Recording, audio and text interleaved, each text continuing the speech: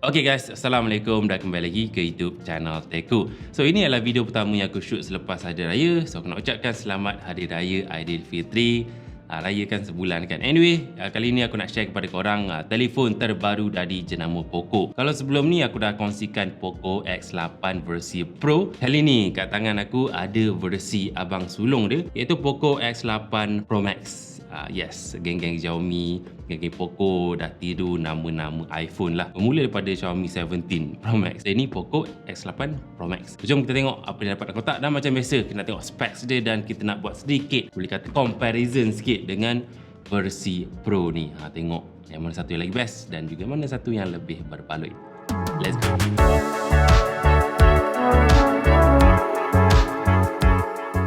Okay, so unit yang aku dapatkan ni adalah warna kat sini, warna putih, RAM 12GB dan storage 512GB. Dan aku nak kena sharekan kepada korang yang ini adalah boleh kata review unit, bukannya sales unit. Kalau korang beli, jangan risau, korang akan dapat charger. Tapi yang aku ada ni tak ada charger, sebab tu dia punya kotak lebih slim daripada yang normal.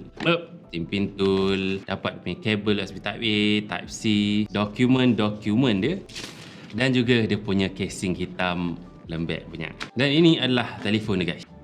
Dia punya design dia memang nampak lebih kurang macam versi yang Pro biasa. So ini versi Pro biasa, ini versi Pro Max. So aku perasan kat sini yang Pro Max dia ada kamera platform, kali ini tak ada. Sebenarnya design masih lagi sama, CA tong sampah, Poco, tulisan-tulisan made in China. Dan aku perasan Pro Max kat sini dia macam ada dual flash kat sini dengan ada tulisan sikit kat sini lah. Overall build quality dia, aku boleh kata kali ni Poco memang buat elok-elok lah. Memang rasa macam phone flagship, walaupun ini adalah pemiris guys. And aku perasan untuk versi Pro Max ni mungkin khas untuk warna putih kot. Kat sini dia ada macam line-line sikit, menunjukkan, aku tak sure tunjuk apa, mungkin racing ke apa kan. Line-line kat sini design memanjang ke bawah. And aku perasan ada sedikit sentuhan pada dia punya power button dia, ada jadi macam warna merah sikit. Okay guys, aku nak setting dulu smartphone Pro Max ni. Kita jumpa kejap lagi.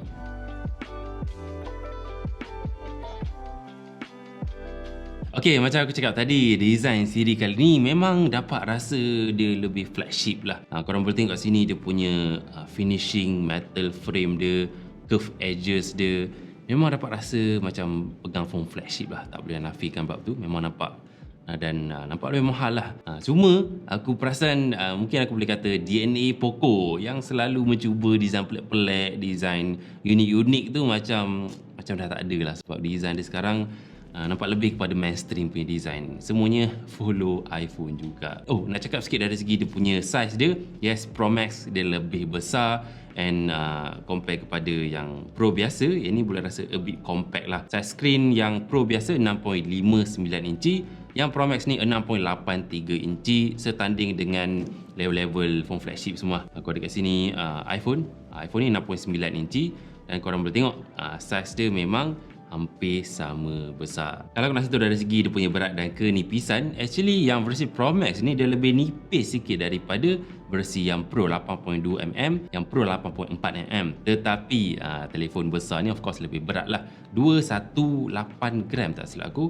Kali ini 201 gram. Memang dapat rasa yang Pro Max ni agak berat dan agak rasa beban sikit lah, lengoh sikit lah bila pegang lama-lama compare kepada yang versi Pro yang biasa. Sekarang aku nak cerita dari segi dia punya screen.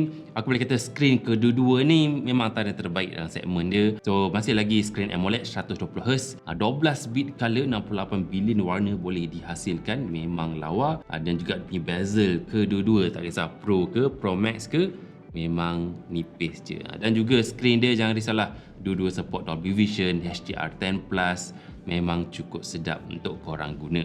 Nak main game pun memang puas hati. Resolusi screen 1.5K.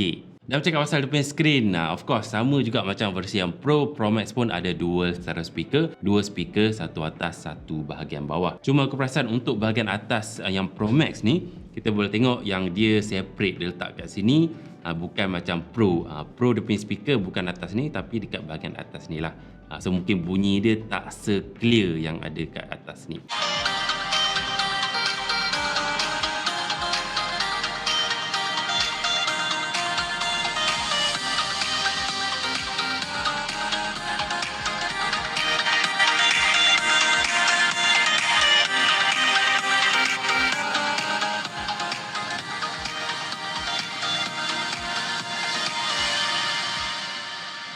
Okey, sekarang jom kita sembang pasal dia punya bateri lah. Antara sebab utama kenapa nama dia Pro Max sebab bateri dia besar gila guys. Untuk yang versi Pro Max ni bateri dia 8500 mAh. Kalau tambah 1500 ni dah jadi macam power bank 10,000 dah. So 8500 mAh confirm dapat tahan lebih daripada 1 hari ke 2 hari macam tu memang boleh dapat lah. Manakala untuk versi Pro aku rasa korang dah tahu 6500 mAh masih lagi besar dan kedua-duanya support fast charging yang cukup laju iaitu 100 watt fast charging. Dan Poco X8 Pro Max sama juga macam versi Pro ni, dia support reverse wired charging selaju 27 watt. So boleh cocok wayar daripada telefon ni cocok ke iPhone dan boleh charge selaju 27 lah. Memang laju gila.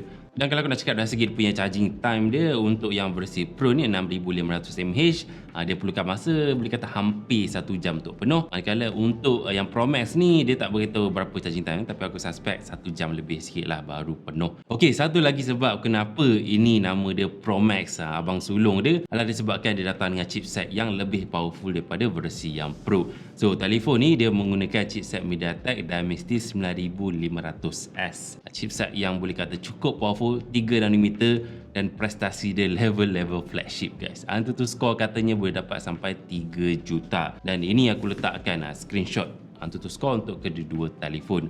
Apapun aku boleh kata untuk harga yang korang bayar 1000 lebih, korang dapat prestasi yang sangat-sangat padu lah. Itulah kelebihan telefon Poco. Dan pasal memori tak perlu risau, yang Pro Max ni datang juga dengan LPDDR5X. Katanya boleh dapat sampai 9600 Mbps guys, laju gila, dan juga UFS 4.1 memang level flagship lah. Okey, aku clearkan background ni. Aku nak testing punya speed test. Jadi kita buka setting, laju juga. Kita buka Play Store sikit. Laju memang level flagship ni. Dan sama juga macam versi Pro Max ni juga datang dengan cooling system yang nama dia panjang lebar, and ini dapat mengurangkan haba dan kurangkan potensi untuk overheat itulah. Dan disebabkan ini versi Pro Max, aku buat sedikit gaming test. Kita testing sikit kan dengan Dimensity 9500S dia. Cooling system dia tengok panas ke tak. Aku main game selama 2 jam dan ini dia punya suhu dan juga dia punya battery consumption dia. Korang boleh tengok sendiri. Okay, now kita nak cerita pasal dia punya kamera. So ya, belakang ni ada 2 biji kamera. Kamera utama kedua-duanya 50 megapixel dan ultrawide 8 megapixel. Tetapi walaupun megapixel sama, tapi sensor lain. Untuk yang Poco X8 Pro ni gunakan Sony IMX882, manakala Poco X8 Pro Max ni menggunakan 50 megapixel Light Fusion 600. Dan untuk bahagian depan, kedua-dua gunakan kamera selfie 20 megapixel. Kalau aku nak tengok dari segi dia punya kebolehan video dia, dia boleh shoot video 4K 60 pada bahagian belakang. Dan untuk bahagian hadapan, nampak gaya kedua-duanya boleh shoot 1080p 60 sahaja. Tiada 4K recording pada bahagian hadapan.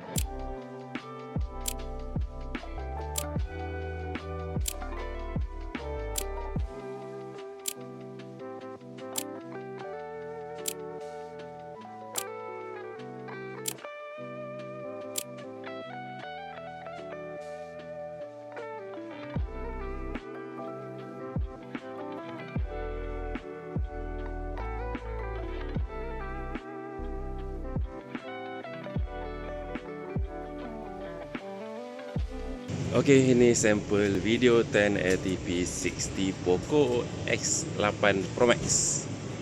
Macam mana? Stable ke tak stable? Ini versi Pro.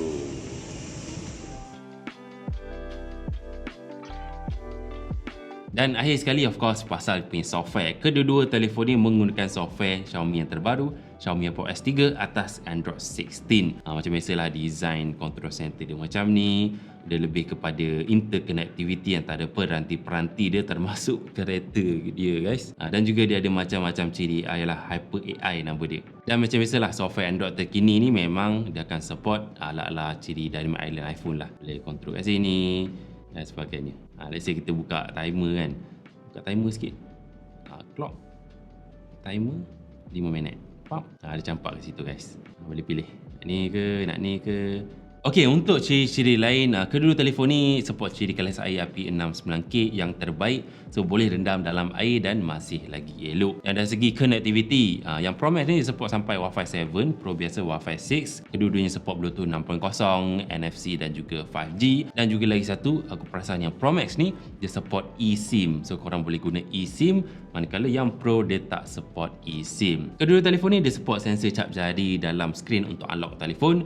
Cuma ada perbezaan dia guys. Untuk yang Pro Max ni dia tinggi sikit, nampak? Kedudukan dia lebih natural dan mudah nak guna. Manakala yang Pro ni agak ke bawah sikit lah. Dan juga lagi satu perbezaan dia, yang Pro Max ni dia gunakan sensor cap jari ultrasonic. Kita unlock dia tak keluar cahaya guys. Dia gunakan ultrasonic lah, wave. So dia lebih secure dan kalau tangan basah-basah sikit dia masih lagi boleh unlock. Manakala yang Pro biasa ni dia pakai typical yang murah sikit lah. Unlock gunakan cahaya.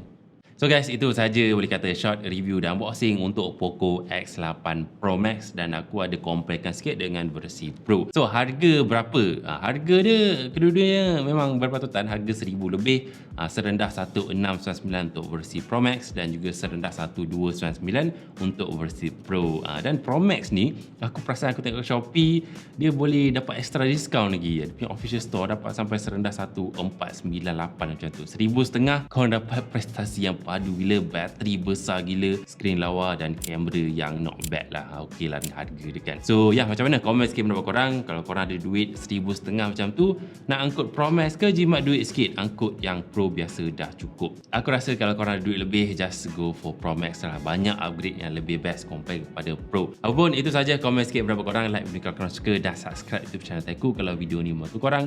Dan jumpa lagi pada video akan datang. Saya Saif Hati, stay safe. Bye bye.